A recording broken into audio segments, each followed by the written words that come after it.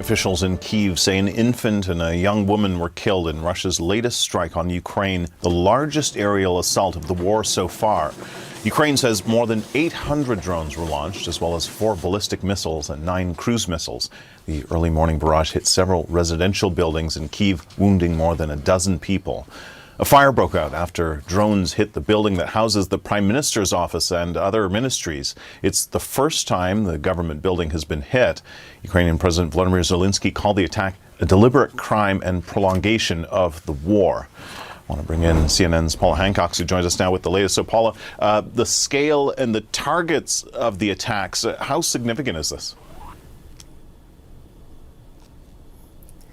Well, Kim, the scale is certainly significant. The fact that you had some 810 drones. There was also about 9 cruise missiles, 4 ballistic missiles. It is the largest aerial assault that we have seen since this war began. And that is why we are seeing that so many of the missiles and drones did manage to get through. Now, the vast majority were taken down by air raid defences, by the defence systems that Ukraine has in place, but they were simply overwhelmed in some cases. So we know that well over 50 drones got through, a number of those missiles got through, and that is where we are seeing the significant damage and the loss of life. Now, we did hear from the Ukrainian President Volodymyr Zelensky posting on social media that these attacks were, quote, vile, also saying, quote, such killings now when real diplomacy could have started a long time ago are a deliberate crime and a prolongation of the war. The world can make the Kremlin's criminals stop killing. All we need is political will. Now, the Ukrainian Prime Minister did confirm that the government buildings in Kyiv were hit. Now, this is really the heart of the capital. It is an area that we haven't seen hit before, at least specifically the government buildings, because of course the air defense systems would be very intense in this area to protect the heart of the capital. But we did hear from the Prime Minister that the top floors of the building that houses the Prime Minister's office were damaged. The roof was damaged. There were fire crews trying to put out the fires. We saw significant damage in some of the overnight images, and we know that this is close to the president's office as well. It's right next to the parliament. So the fact that it was able, these Russian missiles and drones were able to get through to the heart of Kyiv is significant. We know as well it would have been a terrifying night for the civilians in Kyiv, for example. The air raid sirens sounded for 11 hours. Just imagine having that happening overnight and then hearing the impacts of these drones and missiles that got through. Now, we also heard from Kyiv's mayor. Let's listen to what he said.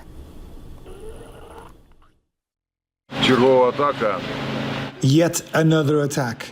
The 2 city districts of Donetsk and Svetoshinsky have suffered the most. We are now in Svetoshinsky district, where a Shahid drone hit a residential building. The government quarters have also been hit. A government building is on fire now. There is also a warehouse on fire in the Svetoshinsky district. You can hear the helicopters extinguishing the fire. Now, it's in those neighbourhoods, some in the western parts of Kyiv, that there was an infant that was killed, officials saying. They found the body of a child less than 1 year old under the rubble. A young woman also killed in these attacks. Now, we know that a number of residential buildings were hit. There was a 9-story building, we understand, that was severely damaged by these impacts.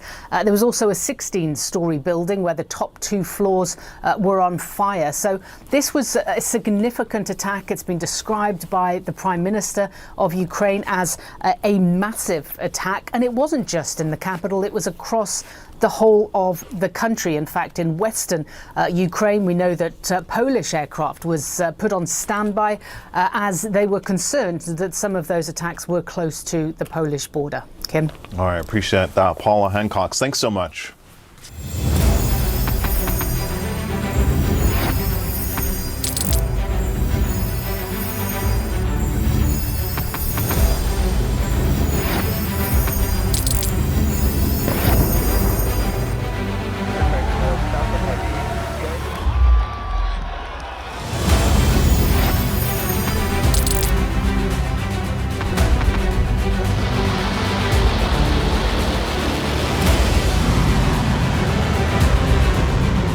fighting so long and so hard that they don't know what the they're doing.